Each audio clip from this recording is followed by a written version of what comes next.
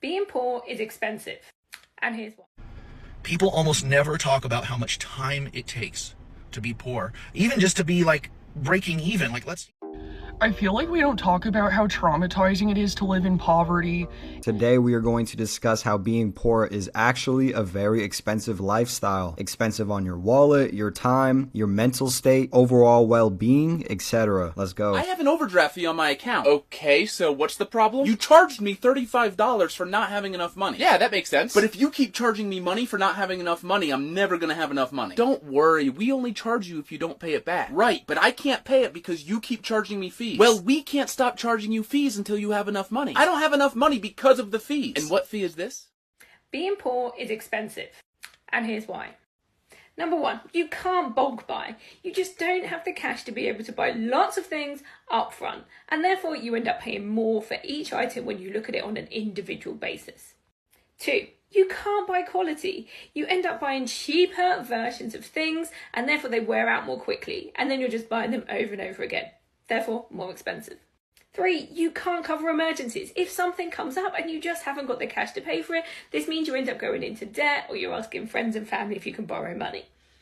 Four, you can't pay annually for things. Things like car insurance are cheaper if you buy them upfront and pay annually. If you don't have the money to do this, you can't do that. So you end up paying more if you go for it monthly. Five, you can't access cheaper energy. If you don't have a good credit score, then you can't pay for your energy bills on direct debit. So you end up using more expensive prepayment meters. Follow for more. You know, some of these I've never thought of, like buying in bulk or buying lower quality items, both of which have negative compounding effects over time. You know, and this is aside from other things like higher interest rates, overdraft fees, etc. people almost never talk about how much time it takes to be poor, even just to be like breaking even. Like, let's even just forget poor. If you don't have a vehicle, like, you don't realize how much of a time save having a vehicle is. And if you can't, have the disposable income to go get a vehicle because you're trying to budget the best you can. I have a friend that just had to move out of their apartment that was formerly across the street from their job. They now spend 12 hours a week, 48 hours a month sitting on a bus, over 2 hours a day, every single day, for like a 12-mile round trip. This is wasted time. It's like, well, you could read a book or It is wasted time. And people far too often do not ever consider these things when they think about the types of people that have to ride the bus every day. You'll have these chud people that say things like, well, you could go get another job. How are they going to get there when the buses stop running at 9 o'clock at night? They go and they work an 8 to 5 or a 9 to 5 job. Time is another expense that probably goes unnoticed, and he makes a distinction between being poor and someone barely breaking even. I kind of think that's the same thing. Even if you make 6 figures, we'll say, if you're barely breaking even due to lifestyle or just your financial responsibilities, you're effectively doing no better than someone who breaks even at half the pay.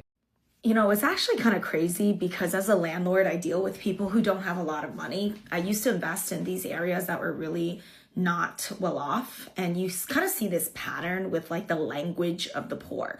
People who are never able to own houses, like people who have struggled paying rent, this is their language, the language that they speak. And it's interesting because when I talk to them, I have to change my entire mindset. When I talk to them and engage with people who are from this mindset and or from these places, if I'm out in the wild and I see people like this, I have to mirror match because I can't come at them the way I would come at someone who is equal to me in terms of financial success and mindset, right? This is a different mindset. This is the mindset of someone who is consistently poor, and it's a language. The language that they speak is very, very reactive, as in things are happening to them and they can't do anything about it. It's this constant mindset and thus language of saying things like, well, you know how it is. I've never paid a living wage. Well, you know how it is. Inflation is just out of control. I'll never be able to afford whatever. It's always like this negative, and I always have to mirror match, even though I totally don't agree with any of it. And it's just hard these days. I'm never going to reach those things. Nobody can. It's impossible. I literally have to totally. Yeah, no, I get it. Like, how could anyone survive in this current climate? I can't say the truth. I can't say the truth. Well, actually, here's what you can do. Well, actually, here's what you can do. Well, actually, this is what I can't be that person because that's not what they want to hear. They don't want solutions. Solutions are just more problems because it means that they actually have to take action and change the way that they think and the way that they act. It's much easier to just be consistently victimized, because once you're a victim and you're really comfortable being a victim of your circumstances, that's your identity. That's your language. That's how you talk. Right? I see it all the time with job seekers, people that are angry at recruiters. I'm a recruiter by trade. And I see people all the time be like, well, recruiters never get back to you. And all the jobs are given to the immigrants. And all these H-1B holders are taking all the good jobs. Like, that's the language. That's the language of the have-nots. Right? So when you hear that language, you can, all you can say is pat them on their back and be like, I hear you, and move on, because they will never, ever see or do anything about it. They will never see solutions, and they will never take action to solve their own problem. This is a poverty of the mind. This is what it really is. So I kind of see what she's saying. I don't believe in making excuses, but sometimes it just is what it is. Not everything is an excuse, and sometimes there's just no feasible solution. It's not always that black and white, but I do believe that at least taking steps towards bettering your life is better than complaining. You know, they have studies that show complaining actually alters your brain and the way you perceive the world. But like I said, sometimes it's not that simple. I'm really interested in what you guys think about this one. This one got a lot of hate in the comments on TikTok. Comment below if you agree or think maybe she has just lost all touch with the reality of most people. I feel like we don't talk about how traumatizing it is to live in poverty and how traumatizing it is to constantly be living in a never-ending cycle of survival mode. It's like you're working and busting your ass, you're putting blood, sweat, and tears into your work just for the end of the week to come around and not have enough to pay your bills. You're juggling a million different things. You're trying to, somehow get ahead. You're trying to come up with, more sources of income. You're trying to make more money, and it feels like no matter what, it's just never enough. Then it's like next to no people give a fuck about you when you're poor. It's just more people pointing the finger at you, telling you everything that you're doing wrong, telling you that it's your fault that you're in the situation that you're in. Like, this society literally makes you out to be the asshole. And then people are turning to substances. People are becoming mentally unstable because, we can't cope with this shit. It's not fun. It's literally anything but fun. It feels like we're all just, being punished here. And that's exactly how they have it designed. It's like they want to keep stealing and squeezing, every last thing that we have. And you wonder why people are just losing it, because we just can't cope with it no more. Y'all, I'm parked in front of Dollar Tree because I'm about to go in there and get some essentials. But before that, I honestly just had the only crash out because I had stopped to get gas, right? And I'm really in a place in my life where I'm really budgeting my finances because I just don't got it like that. I'm in a real crunch, survival, financial fucking rut. And I know it's not forever, but this is just the chapter I'm in. And as much as I try to be positive sometimes, it's really hard. It's really hard to be in a financial, survival mode when you don't know what your next move is. You don't know where your next resource is coming from, because financial, survival mode when you don't know what your next move is. You don't know where your next resource is coming from, because it fucking makes you hypervigilant. And when you're hypervigilant, you can't relax, your brain can't shut off, and you can't stop worrying, and that shit just drains all your energy. Having to worry all the time drains your energy. And I understand that people are oh, pray, and don't get me wrong, I pray, but when I'm about to take a shit and I don't know when the next fucking slice of paper toilet is coming from, that's real life 3D shit, you know what I'm saying? And I feel like it's a really difficult place to be in. And so with that being said, I had $25 in my Apple Cash card. And so I was like, all right, bet, I'm gonna go to the gas station, I'm gonna get $15 of gas, and then the rest, I'm gonna take to get a little bit of essentials at Dollar Tree. And so I was like, all right, bet, I'm gonna go to the gas station, I'm gonna get $15 of gas, and then the rest, I'm gonna take to get a little bit of essentials at Dollar Tree. And when I asked him for 15 regular, he had put gas in my car, and it charged my whole shit. And I just stood there because I'm not trying to crash out in front of this man, but I'm like, fuck. I literally don't have anything else. My regular account is negative. Fuck. I have no toilet tissue. I have no, I need stuff for the house. I don't have water. I don't, oh my God. So he was like, oh, it charges you temporarily. It's going to refund you. So I literally drove off and I parked on this random street, and I just cried. I just cried. I let it all out. I couldn't even, it wasn't even one of those boohoo cries. It was just one of those silent cries where the tears just come down and you're just overwhelmed. You just shut down. And within a couple of minutes, I got $11 back, thank God. And so with that being said, I'm about to go into the Dollar Tree and I'm about to get, whatever essentials I can with that. But y'all, this is not okay. This is not normal. And I share this not because I want to give a sob story, not because, you know, I'm asking for help or anything like that, because honestly, I'm a person that has a very hard time receiving help, and that's not even like my gist.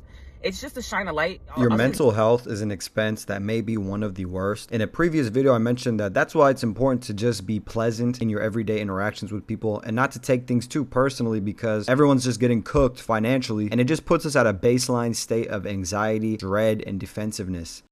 76% of all luxury goods are bought by poor people. 76. When I heard the data, I couldn't process it. I'm like, no, this can't be true. It's not just poor working middle class people are striving. My point is, it's not purchased by the wealthy. That's my point. When you go look at the Louis Vuitton store and look who's in line during COVID, the lockdown, you saw the line. That was not wealthy people. It was us. That's right. Right? We're aspiring. You know, no difference why somebody wants a Coca-Cola or they want an iPhone, right? We got $2,000 iPhones, don't have $2 in our bank account. A lot of social media is the psychologist that we never got, the shrink that we never got, the healing we never got. And consumerism, if we're not lucky, if we're not careful today, it's a new colonizer. Because they got your attention, you got your algorithms, they've got your... Now, this is another expense that I think is super underrated. The cost of trying not to look poor. I'm not one of these guys that say, oh, look at what a rich guy wears and what a poor guy wears. The rich guy doesn't even look rich. I mean, I'm not that. I like to look good. I like to buy the brands I like. Now, granted, what I like is not designer clothes, really. But the point in having money is to have options, not to completely restrict yourself from the things you like. The problem is only in buying things you cannot afford. And for the love of God, yes, we all know the saying, you buy things you don't need to impress people you don't care about, you know, that whole thing. Look, if you make enough money to afford a truck you like, a bag you like, whatever it is, then do it. I mean, seriously, like I said, the point is to have options, not to be a part of this crowd that prides themselves on being minimalists and also not being in that group that lives above their means. Overdrafted $329 in my Chase account, and I want to know what your favorite bank is, because I spent the last hour scraping money and paying instant transaction fees to try and avoid the $34 overdraft fee that Chase charges if you go negative. I pulled $57 out of my Robinhood account, $35 out of my Apple wallet, and while I was scraping the $10 to $20 I have in each of my vaults, I checked my Chase account again, and there was $250 in my savings account, which was what was there yesterday, but where did it go? Earlier, I don't know if you can see it, it was at $0. So how much did I really overdraft? Like, why did this disappear and why did it reappear? Because then I used it and got my account out of the negative. So between that weirdness and the overdraft fees, I'm over it. And I just want to know what bank account you think I should get next. If you have a bank account, you broke and you need money, don't be afraid to overdraft your account. Call your bank tomorrow and ask them what do you need to do to set up the overdraft. Depending on who you bank with, they may allow you to overdraft up to $300. And they will charge you up to a $40 overdraft fee. Now, if you're going to overdraft your account, you might as well take out the max. Don't go to the ATM one day trying to take off 100, the next day trying to take off 50, the next day trying to take off 200, because they're going to charge you for every transaction. But if you can get up to $300, why not take it out at once and only get charged one fee of up to $40? And like I always tell y'all, I only do this if you know you're going to have money back into your account. So say for instance today you broke and you need $300, but you get paid Friday. Go ahead and overdraft the account. I don't know about y'all, but I'm an advocate for doing whatever I can to make it to the next day or week. I depend on nobody. I depend on them. So this might sound harmless because you only get charged a single fee and you'll be able to pay it back, or you think you will. I used to do this when I was like 19 and it was just hell, because you end up in this cycle where you're always like 300 or however much you overdraft short, because you're always paying that back on payday. But then you need that same money before the next payday and it just becomes a shit show. We always want to be above zero. You know, you might not be able to save money, but you cannot go under zero. And this might sound obvious. This video had like 570 likes. So anyway, man, I hope you enjoyed the video. If you liked my commentary on these clips, please like the video, comment below, tell me what you thought about it, man. Peace.